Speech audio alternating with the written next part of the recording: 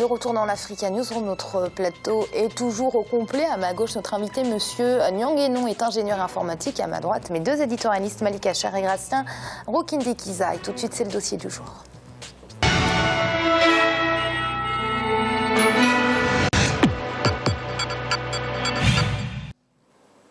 Et on termine notre semaine consacrée aux réseaux sociaux, des réseaux sociaux qui connaissent un succès indéniable sur le continent. Et l'engouement justement suscité par ces réseaux sociaux comme Facebook, Twitter, LinkedIn ou encore Instagram n'étouffe pas les tentatives africaines. Certains pays, notamment dans les corridors ouest et est, expérimentent depuis quelques années les réseaux sociaux Made in Africa. Une avancée qui tarde encore à décoller dans les pays voisins où les nouvelles technologies sont encore en phase de vulgarisation. Reportage au Cameroun de Viviane Baoken. Ushahidi du Kenya, M-Sit de l'Afrique du Sud, Eskimi du Nigeria ou encore Bandeka du Ghana, elles se comptent par dizaines les applications créées par de jeunes Africains dans le but de favoriser le réseautage et promouvoir une plus grande liberté d'expression sur le continent. Les Africains, dans ce domaine, n'ont rien à envier à l'étranger. Le boom du numérique en Afrique a été favorisé par l'utilisation des réseaux sociaux par les Africains.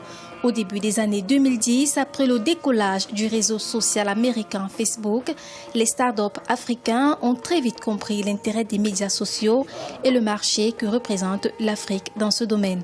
À côté de ces réseaux sociaux planétaires tels que Facebook, Twitter, LinkedIn, qui ne cessent de s'accroître et de conquérir les terres africaines, de nombreuses alternatives ont été conçues par les Africains pour les Africains. Il faut reconnaître que, notamment dans les pays anglophones comme le Kenya, la Tanzanie, le Zimbabwe, la plupart des jeunes évoluant dans le domaine des startups ont eu à mettre en place des réseaux sociaux qui sont aujourd'hui, on va dire, qui connaissent un trafic très très important, notamment dans la zone des pays de la SADC et l'Afrique de l'Est.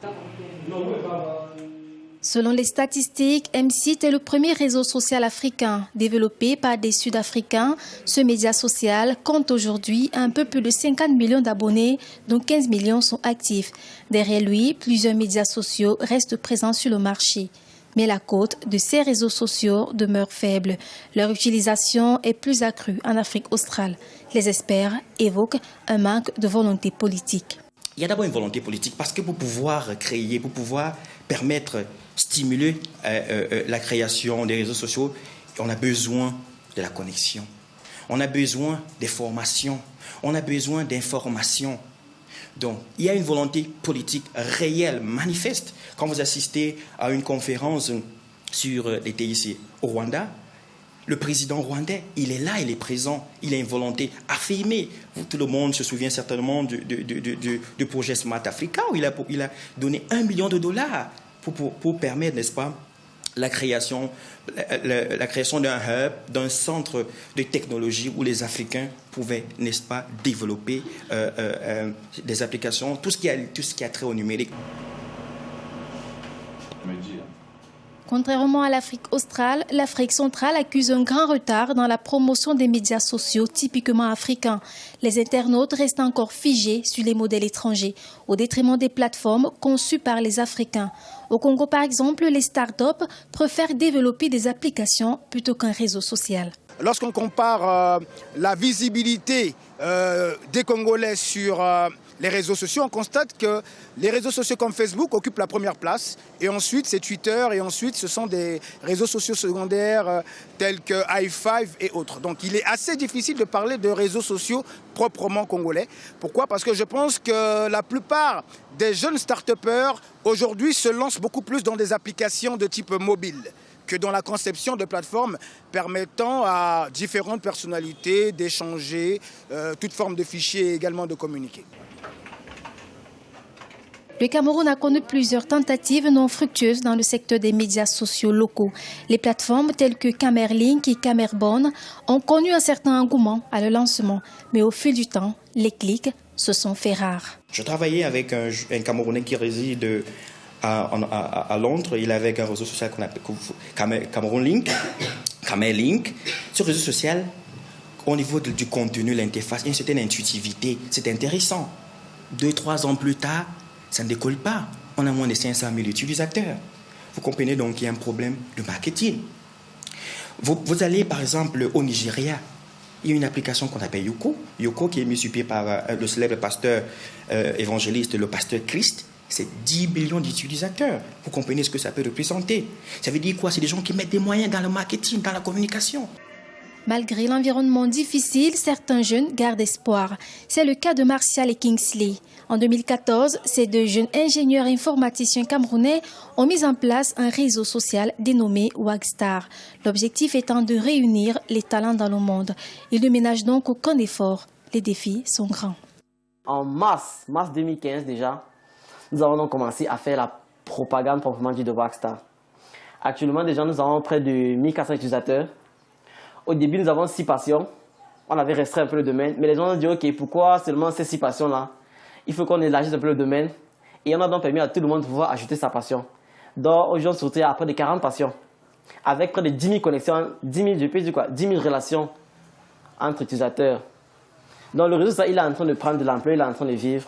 Et nous pensons que d'ici la fin d'année, quand même, on aura une meilleure visite, un résultat plus satisfaisant, peut-être autour de déjà 300 000 utilisateurs que nous comptons atteindre d'ici décembre 2016. Malgré la forte volonté de ses promoteurs, ce réseau social tarde aujourd'hui à prendre son envol. Les deux jeunes Camerounais évoquent des difficultés liées aux ressources financières. Aujourd'hui, on a des difficultés à pouvoir faire décoller Wagstar. La première difficulté, c'est un accompagnement financier. Parce qu'aujourd'hui, vous le savez bien, un réseau social, c'est préfinance. C'est-à-dire qu'il faut avoir des moyens pour pouvoir avoir des serveurs performants. Il faut avoir des moyens de pouvoir faire la recherche et le développement pour rester compétitif dans le marché des réseaux sociaux. Il faut aussi avoir le financement afin de pouvoir se faire connaître, c'est-à-dire la publicité qui se paye. Il faut qu'on ait le financement pour pouvoir engager des bonnes personnes. D'accord. Cela conduit donc à notre deuxième difficulté, c'est-à-dire les ressources humaines. Il est clair, les réseaux sociaux africains restent très peu connus des Africains et ceux qui connaissent un boom restent parfois très peu utilisés sur l'ensemble du continent. Les avancées que connaissent les pays d'Afrique de l'Est et de l'Ouest tardent à être matérialisées en Afrique centrale, par exemple. Principale difficulté, le manque de financement. Les experts lancent donc un signal aux États africains concernés afin que les volontés politiques convergent vers le développement des technologies de l'information et de la communication. Des réseaux sociaux made in Africa, c'est une très belle avancée et même une fierté, hein, Monsieur Nyangeno. Oui, enfin, pour au moins une fois, on fait des choses intéressantes en Afrique. Le fait quand même de mettre en place des réseaux sociaux, de pouvoir les communiquer, c'est un nœud inter-individu, inter-organisationnel qui permet de faire des échanges tout à fait collaboratifs. Ça crée un engouement autour de ça. Et puis c'est quoi? C'est grâce, disons, à la technologie, aux nouvelles technologies dont on parle récemment, le plus souvent d'ailleurs.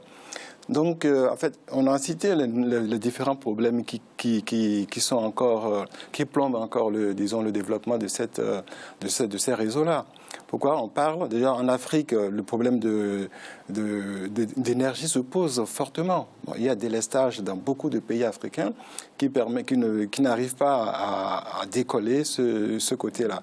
Il y a aussi le côté dont on a parlé également, le marketing. Le marketing, pour faire du marketing, il faut avoir les moyens de faire de la propagande. La propagande, la formation aussi, comment apporter l'information au su des gens ou au vu des gens, c'est aussi important. Et puis le troisième facteur sur lequel moi j'insisterai quand même, c'est de voir l'enjeu que cela apporte pour la société, c'est très important.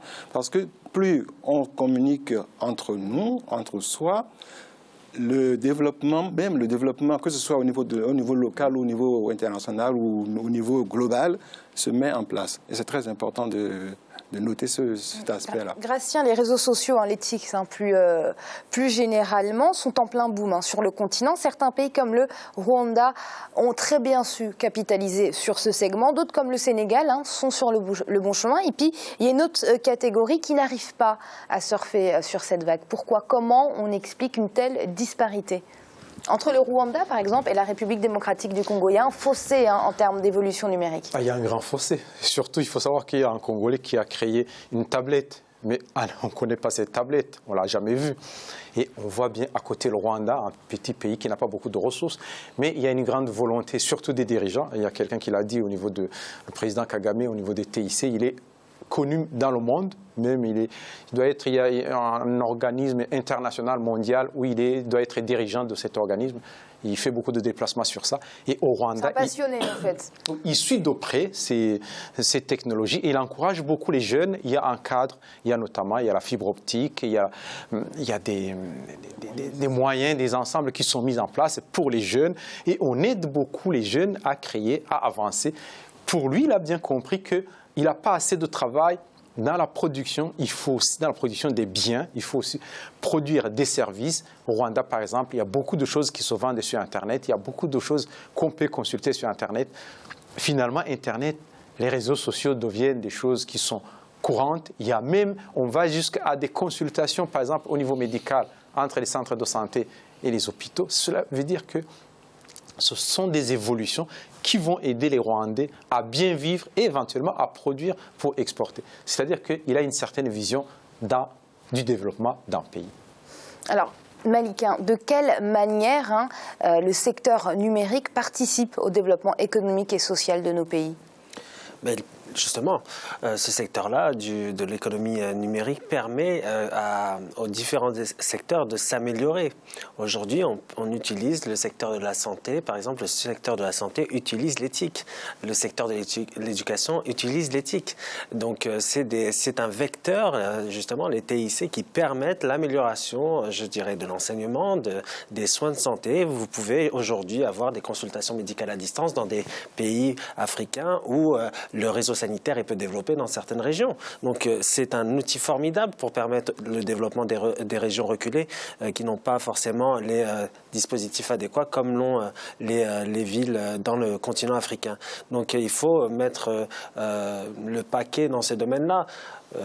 Gracien a raison, il disait que par exemple pour le Rwanda, le président Kagame avait justement misé sur, je dirais, cette économie numérique. L'économie numérique, c'est, je dirais, l'aboutissement c'est la nouvelle économie d'aujourd'hui. On est dans une économie post-industrielle, c'est la nouvelle économie du monde. Donc il a bien négocié ce virage. Et puis il est présent effectivement sur les réseaux sociaux lui-même. Donc il donne le ton. Mais il faut justement permettre une meilleure électrification, une meilleure, je dirais, sécurité énergétique pour permettre l'émergence des TIC et par exemple des réseaux sociaux. L'Afrique, ça sera en 2050 2 à 3 milliards d'habitants, c'est des prévisions. Donc le poids démographique de l'Afrique fait qu'aujourd'hui l'utilisation des TIC est indispensable et qui sait, peut-être que demain une création africaine fera que ça sera une success story mondiale. On ne peut pas ignorer cela parce que Facebook, peut-être que dans 50 ans ou Twitter sera démodé, qu'un Africain arrivera à surpasser ces réseaux sociaux traditionnels et créera quelque chose de nouveau avec plus d'inventivité. Monsieur Languenon ? Oui, en effet, c'est vrai ce qu'il dit, parce que dans un environnement dans 20 ans, dans 10 ans, les choses vont beaucoup changer. Puisque aujourd'hui, moi, quand par exemple je fais mes cours, j'envoie les cours avant que les étudiants n'aillent, on parle de classe inversée. Alors quand j'avais écrit un bouquin sur les TIC, d'ailleurs, la nouvelle approche pédagogique, j'ai fait à la télé, et je disais que j'envoie mes cours avant que les étudiants n'aillent en cours. On me dit, mais et après, qu'est-ce que de les 2 heures de temps, qu'est-ce que tu fais alors? Pendant ce temps, les gens dictent encore des cours en amphi. Ce n'est pas possible, on ne peut pas faire ça. On ne peut plus dicter des cours à des étudiants maintenant pendant 2 heures. On envoie le cours. Bon, en tout cas, nous, on est en France, bien sûr.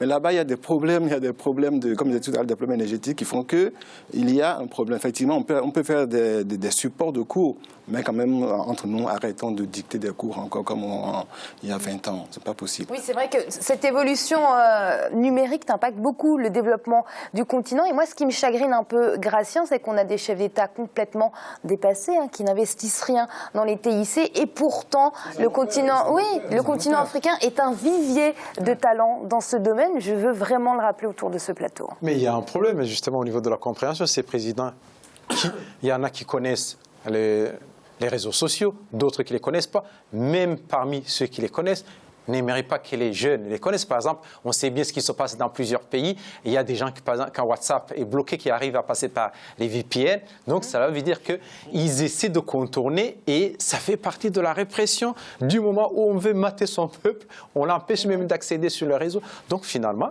on empêche le développement d'un pays. C'est qu'on n'est même pas son peuple. Oui. Malik, est-ce que c'est pour ça d'ailleurs que en fait, la révolution numérique n'a pas été amorcée dans certains pays? C'est parce que les autorités en ont peur?